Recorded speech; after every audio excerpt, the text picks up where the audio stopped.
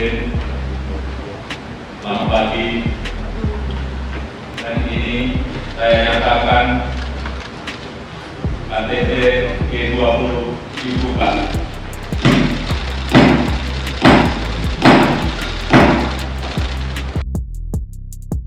Presiden Joko Widodo resmi membuka KTT G20 di Bali.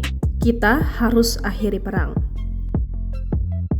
Presiden Indonesia Joko Widodo atau Jokowi resmi membuka KTT G20 di Bali pada Selasa 15 November 2022.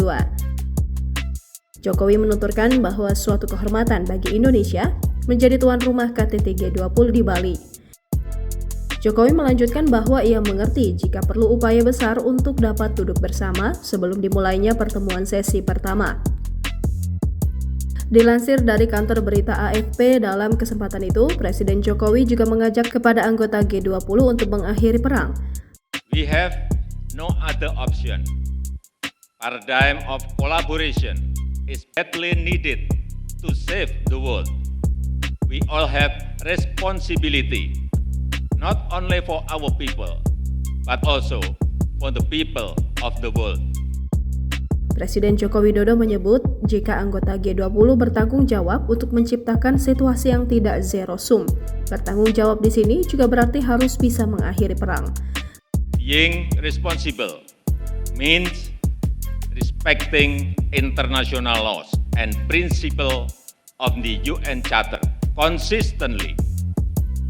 Being responsible means creating win-win, not zero-sum situations. Being responsible here also means that we must end the war.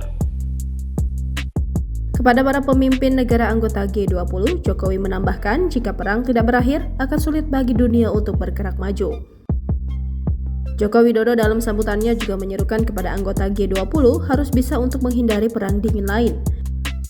Selain itu, Jokowi menyatakan bahwa kelompok 20 ekonomi utama harus berhasil mengatasi krisis paling mendesak di dunia.